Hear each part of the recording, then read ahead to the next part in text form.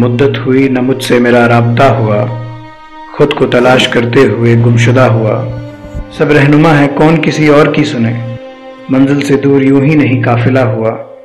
यही सवाल इस देश का हर वो मुसलमान पूछना चाहता है अपने रहनुमाओं से। यह सवाल उन लाखों मुसलमानों का है जो भारत का सबसे बड़ा अल्पसंख्यक वर्ग हैं, लेकिन तालीम के मामले में सबसे ज़्यादा पिछड़े हुए। क्या वजह रही है इस बदहाली की? क्या वजह रही है कि कौम एक अच्छी तालीम भी हासिल नहीं कर पा रही? There was a time in history when Muslim societies led the world in every form of knowledge. Then neglect set in.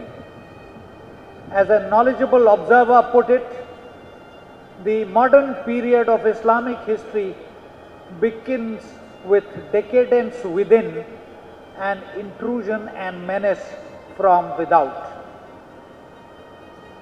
The quest for knowledge was replaced by apologetics. क्या सियासी रहनुमाओं ने रास्ता भटका दिया? क्या सिर्फ सियासी मोहरे होकर रह गए हैं मुसलमान? कौन पूछेगा सवाल, कौन देगा जवाब? या सिर्फ दिलासे को मुट्ठी में पकड़े जीता रहेगा मुसलमान? As all of us know that the 2011 census has clearly said that the national literacy rate of our country is 73%. When it comes to Muslims, it is 68.5. And when it comes to Muslim women, which is lowest among all the females in India, that is 48.5%.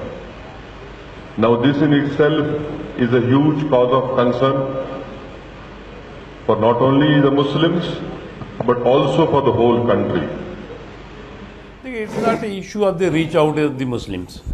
If you see from last 7 decades, some champions of the political champions of the secularism are badly exploited the minority community, especially the Muslims. And that is why if you see the literacy rate is day by day gone down, and the poverty is also more than 50% minorities Muslims are below the poverty line. तो ये जो सारे के सारी चीज़ें थीं, तो इसलिए इसका मेन रीज़न था अपीजमेंट और कम्युनल पॉलिटिक्स। उस निगाहे नाज ने यूं रात भर तस्सीम की, सब चिरागों में बराबर रोशनी तकसीम की। उम्र भर सूरज के आगे हाथ फैलाए, मगर एक सितारे ने मुझे ये रोशनी तालीम की।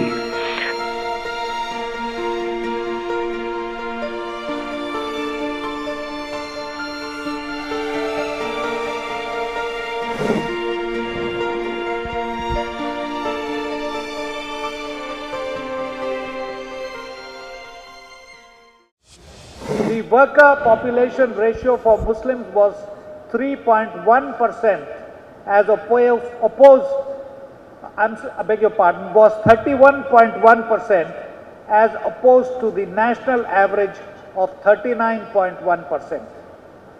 The lower ratio was mainly due to much lower participation in economic activity by Muslim women.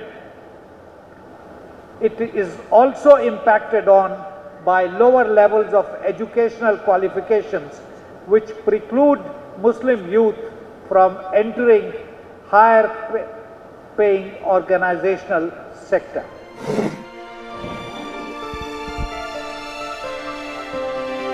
जब सच्चर कमेटी समेत सरकार ने कई और कमेटियों का गठन किया, तब लगा अब कौम की आवाज़ सुनाई जाएगी। वक्त बदलेगा, एक नया सूरज निकलेगा। लेकिन वक्त के साथ ये सूरज और फीका पड़ता गया।